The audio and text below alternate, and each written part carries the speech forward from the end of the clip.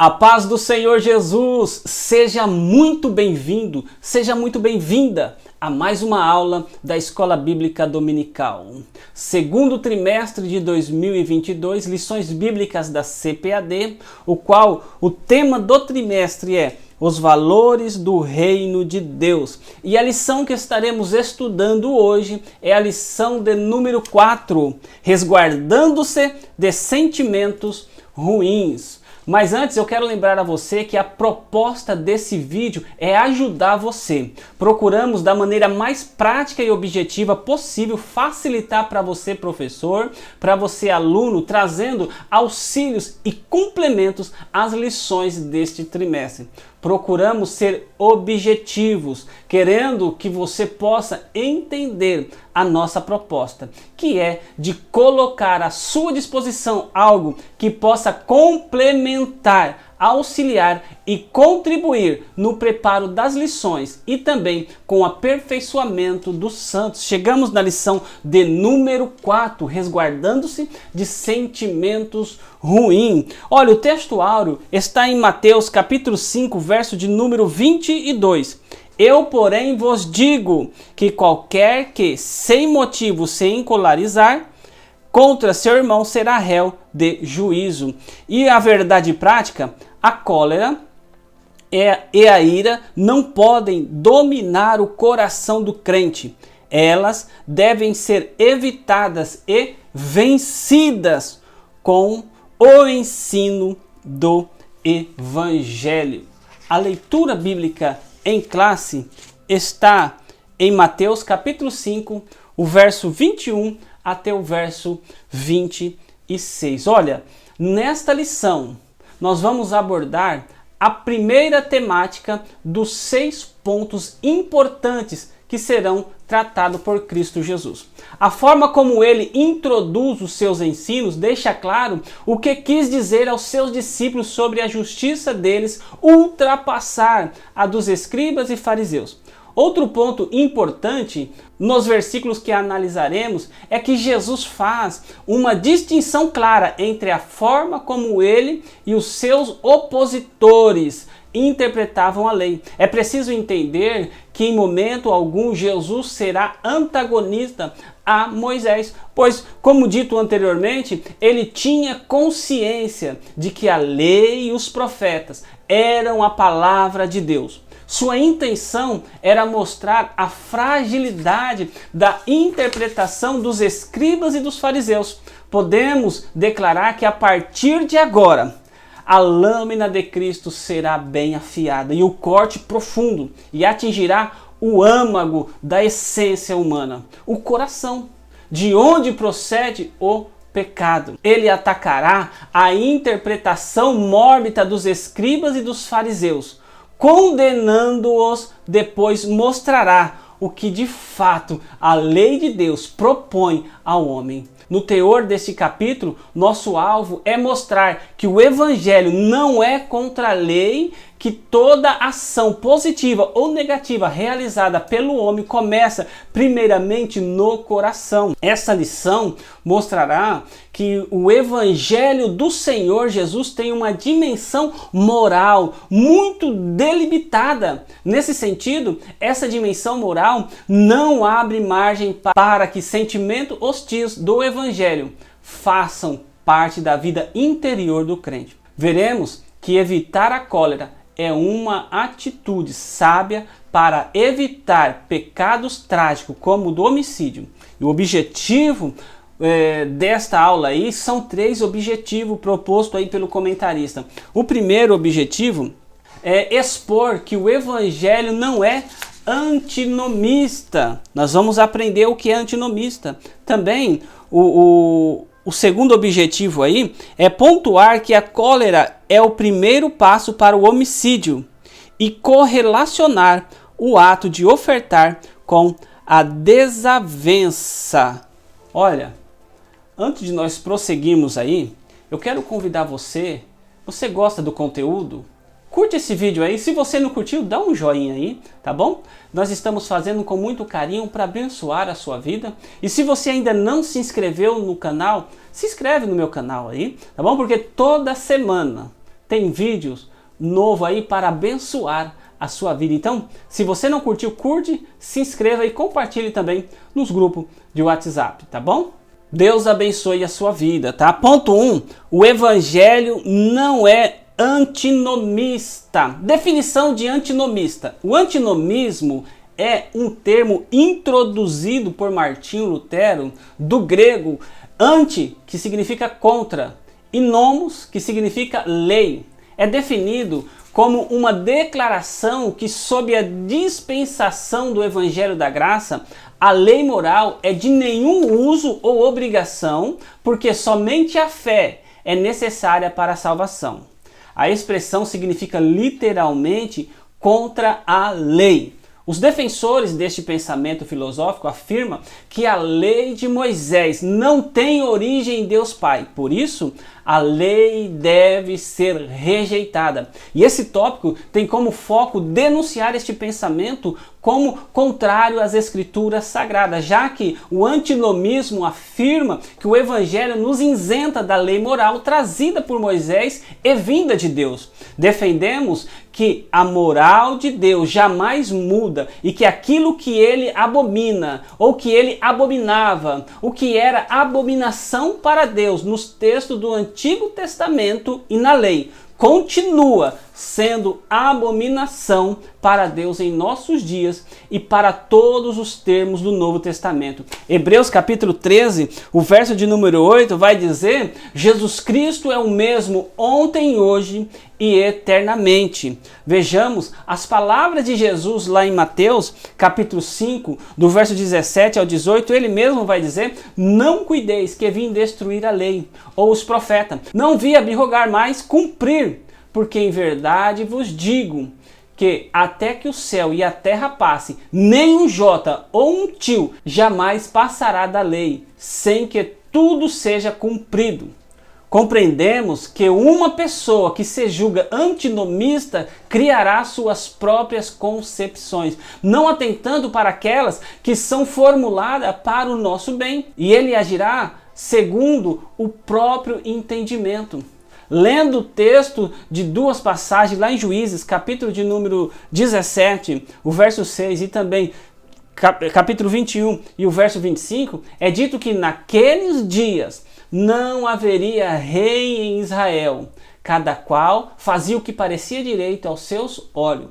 Isso mostra que nesse tempo as irregularidades eram grandes pelo desprezo às leis. E quando isso acontece, coisas indesejáveis surgem, causando grandes males. Essa verdade está presente naqueles crentes que já são carnais, cuja vida não estão sob o poder do Espírito Santo, de modo que são dirigidos por suas próprias leis, fazendo o que bem entende. Querido irmão, querida irmã, sabemos o quanto são importantes as leis humanas e a obediência a ela. E como cristão, jamais devemos agir negando as leis morais do Antigo Testamento, nem agir como se vivêssemos sem lei, na baderna, motins, confusão, gritaria.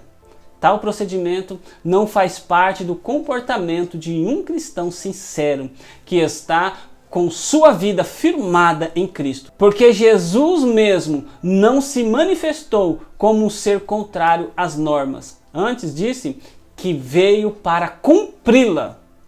Legalismo versus o antinomismo. O legalismo é uma prática que força o cumprimento de todo o conteúdo da lei de Moisés para que se possa obter a graça e o favor de Deus. Por outro lado, o antinomismo rejeita todas as normas morais, deixando o ser humano livre para pecar, já que somos salvos pela graça do Evangelho. Portanto, os dois extremos são nocivos e contrários aos ensinos das Escrituras. Quanto à lei, ela ensina o que são as boas obras, mas não nos fornece poder para realizá-la. Contudo, enquanto o Evangelho e a Escritura nos convidam à fé, a fim de que a promessa de Deus realize o que os mandamentos exigem. Entendemos que do lado legalista há uma extrema necessidade de se praticar a lei para se obter a salvação. Ainda Muitos crentes pensam que a salvação se dá por meio da prática de regras, obras, o que não é verdade. Mas por outro lado, aqueles que seguem o antinomismo passam a ser contrário a todo tipo de lei, crendo que a salvação se dá somente pela fé, o que não é verdade. Aliás, muitos se servem desse ponto para ter liberdade para pecar. Paulo compreendia que a perfeição não era o alicerce da salvação, mas procurava crescer na perfeição de Cristo Jesus, motivo pelo qual disse que esse era o seu alvo. O escritor aos Hebreus confirma essa verdade, falando que sempre devemos olhar para quem? Olhar para o autor e consumador da nossa fé. Assim, o cristão não pode ser nem legalista para não desprezar a graça de Deus, nem ser antinomista para viver a vida do seu jeito. Vamos já para o ponto de número 2. A cólera é o primeiro ato para o homicídio. Da forma que Jesus irá introduzir esses 6 exemplos da justiça mais elevada que a dos escribas e fariseus, contrastamos o Antigo com o Novo Testamento. Oriundo de seus lábios, o destaque especial e a superioridade se vê na expressão eu, porém, vos digo, que também aparece 6 vezes. O que se compreende é que aqui Jesus não quer demonstrar-se alguém prepotente, egoísta ou superior, mas o que pode se entender é que está em questão é a sua autoridade divina como Filho de Deus. A questão importante da citação de Jesus quanto ao 6º mandamento é gloriosa, porque a forma como interpretará esse assunto é totalmente diferente de como fazia os escribas e os fariseus. Eles ensinavam quanto à questão de não matar, viam como algo errado tirar a vida de uma pessoa, porém, tudo se resumia apenas a esse ato exterior. Nas palavras de Cristo, tudo não se resumia apenas ao ato de matar. A lei de Deus era mais do que isso. Ela apontava para a causa interna que levava alguém a praticar tal crime. Nesse sentido, podemos entender que Jesus não via o 6º mandamento apenas como um elemento presente em um código penal, ou seja, apenas uma lei, mas a questão era muito mais profunda, pois estava no âmago do coração perverso. O escritor aos Hebreus, ele fala do poder da palavra que discerne tudo. Portanto, para Jesus, o cumprimento da lei vai muito além. Não se conforma apenas com o que é exterior. Olha os versos 21 a 23 de Mateus capítulo 5. Ouviste que foi dito aos antigos, não matarás, e quem matar estará sujeito a julgamento. Eu, porém, vos digo que todo aquele que sem motivo se irá contra o seu irmão estará sujeito a julgamento. E quem proferir um insulto a seu irmão estará sujeito a julgamento no tribunal. E quem lhe chamar tolo estará sujeito ao inferno de fogo. O que importa não é meramente a letra da lei, mas o seu espírito. A lei diz, não matarás, mas isso não significa apenas não cometerás homicídio. Jesus faz todas as afirmações, começando com, ouviste o que foi dito? Eu, porém, vos digo. A valorização de Jesus pelo 6º mandamento é muito importante, pois como ele destaca seu apreço pela vida. Nesse mandamento está inserida a ideia de que também são dignos de morte aqueles que dissessem pronunciamentos desdenhosos, desrespeitoso contra o próximo. Tal pessoa deveria ser condenada pelo sinédrio judaico. 2 palavras precisam ser analisadas aqui. A primeira é raca, um substantivo de origem aramaica com o sentido de vazio, sem sentido, pessoa que tem cabeça vazia, cabeça oca. Também se tratava de um termo de repreensão usada entre os judeus no tempo de Cristo. E em um sentido bem claro, pode ser traduzido por estúpido. A outra é o adjetivo moros, cujo significado é tolo, ímpio, incrédulo, idiota, retardado mental. Quem usasse esse termo também deveria ser lançado no fogo do inferno, que no caso aqui envolveria a morte eterna. Precisamos entender o seguinte, que nutre o ódio pecaminoso, uma ira contra seu irmão, possivelmente dirá tais palavras injuriosas contra ele, de modo que quem as pratica estará cometendo homicídio de dentro do seu coração. Aos olhos de Deus, esse procedimento é reprovável e essa pessoa caminha a passos largos para o inferno. Jesus está proferindo um julgamento para cada nível de ira de um irmão contra o outro. Nós, os salvos, filhos de Deus, seremos julgados por Deus no tribunal de Cristo, porque Deus é amor, misericórdia, bondade, longanimidade, mas também é justo juiz.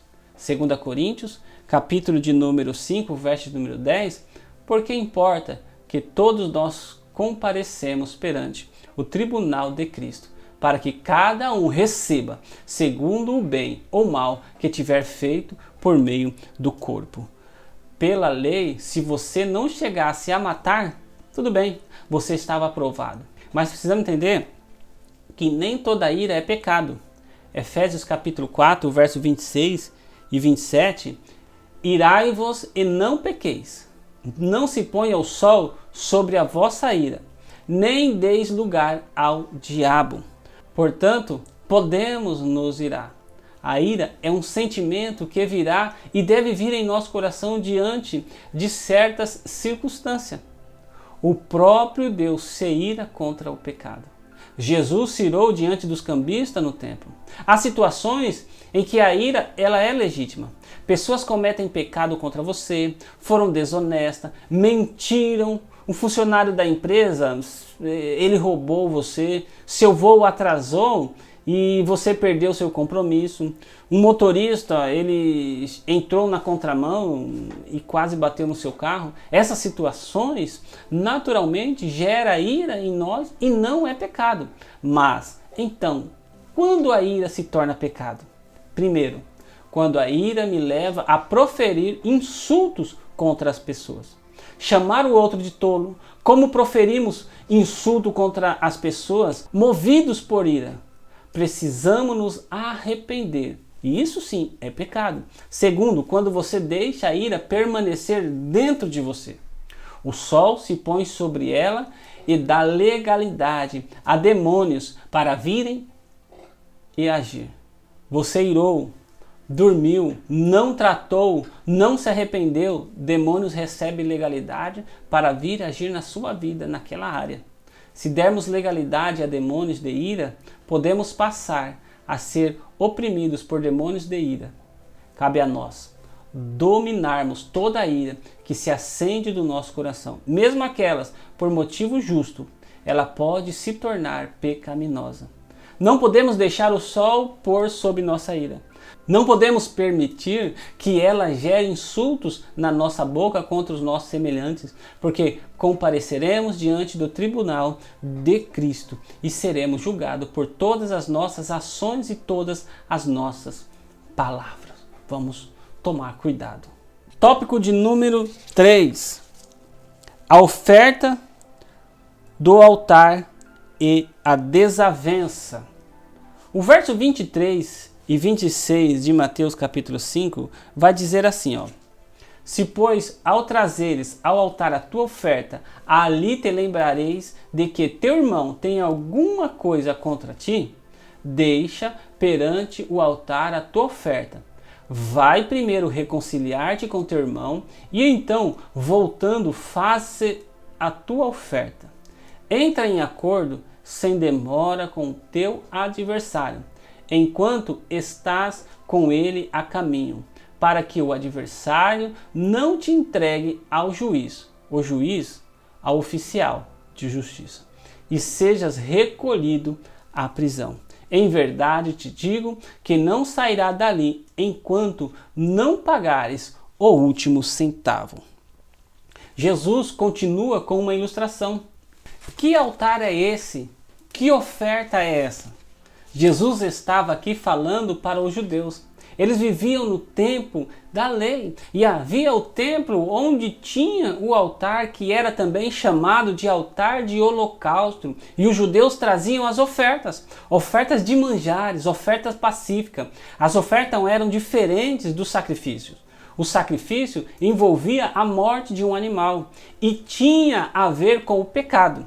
As ofertas eram de alimento e se referiam à comunhão com Deus, gratidão, relacionamento com Deus. Nesse texto não se refere a dinheiro. Enquanto Jesus fala de levar a oferta ao altar, ele não está se referindo aos templos onde as pessoas colocavam as ofertas no gasofilácio. Então, o texto quer dizer que quando quisermos ter comunhão com Deus, nos aproximarmos de Deus para nos relacionar com Ele, devemos lembrar se o nosso irmão tem algo contra nós e devemos parar e ir ter com Ele, nos reconciliar com Ele. O cristão deve sempre fazer uma análise de seu coração e de sua vida espiritual, especialmente em relação ao seu procedimento para com o seu irmão, vizinho, amigo, parente, se realmente está agindo com ele com amor, sinceridade e verdade. Isso é interessante porque pode afetar tanto o nosso culto como o nosso relacionamento com o Pai. Deus não irá se voltar para aquele que se diz cristão, mas está com o coração cheio de ódio e não de amor. Essa pessoa jamais poderá trazer uma oferta a Deus quando estiver em inimizade contra o seu irmão, pois ele jamais a receberá. Porque diante de Deus, o nosso amor a Deus e o nosso amor ao próximo são uma sequência direta. Se eu amo a Deus, eu vou amar ao próximo. A minha comunhão com Deus, se verdadeira, vai refletir na minha comunhão com o próximo.